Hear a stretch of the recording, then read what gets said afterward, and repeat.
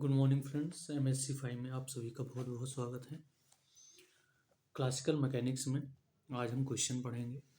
Prove that cylindrical coordinate system is orthogonal. यानी जो cylindrical coordinate system होता है वो आपका क्या होता है, ऑर्थोगोनल होता है।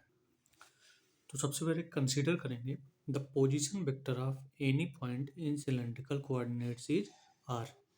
यानी आर कोई पोजीशन वेक्टर है, तो अगर पोजीशन वेक्टर है तो आर को क्या लिख सकते हैं, एक्स आई कैप प्लस वाई जे कैप प्लस जे के कैप। ठीक है।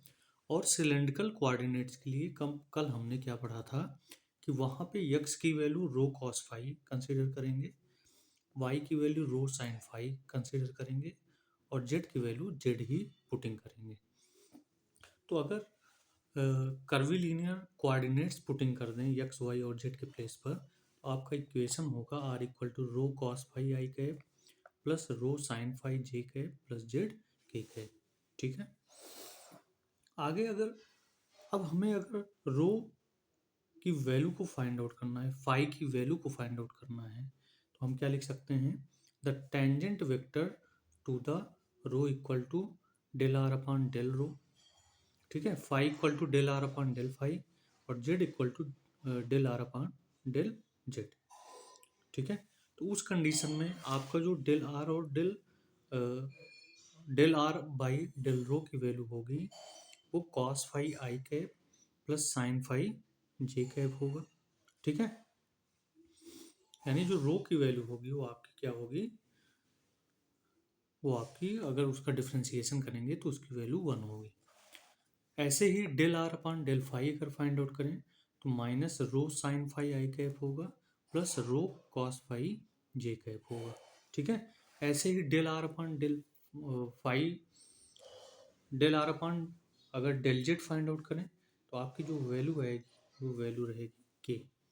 ठीक है। क्लियर हुआ। उस कंडीशन में अब अगर यूनिट वेक्टर फाइंड आउट कर लें तो unit vector E one equal to E rho equal to del are upon del phi upon mod del are upon del phi होगा।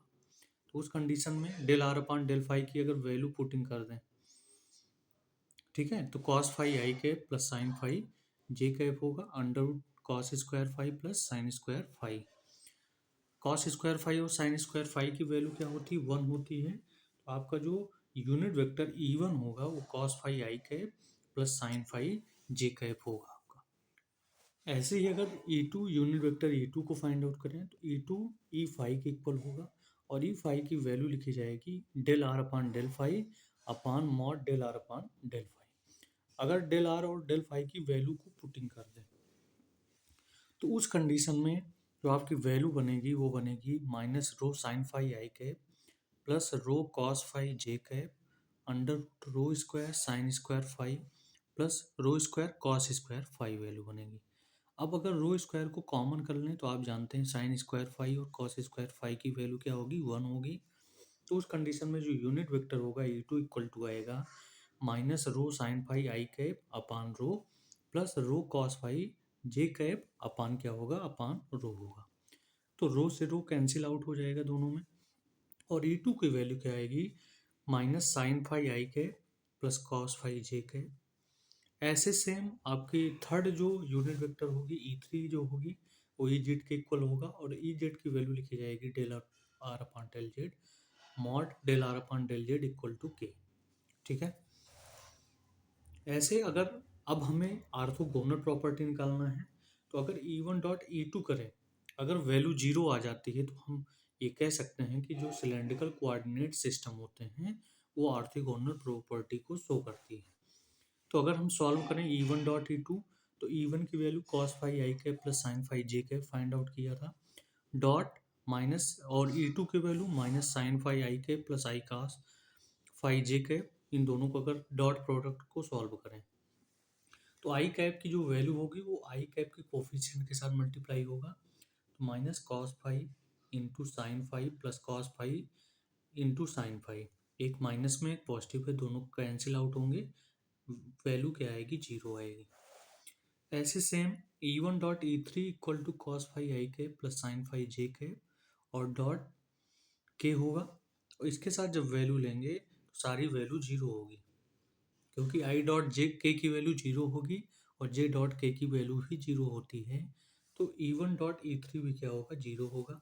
Same as E to dot e three भी क्या होगा, zero होगा। तो इससे हम कह सकते हैं E one E two and E three are mutually perpendicular. ठीक है, और हम ये प्रूव यहाँ पे कर पा रहे हैं कि cylindrical coordinate system is orthogonal. इतना ही चीज़ें आपको प्रूव करनी थी।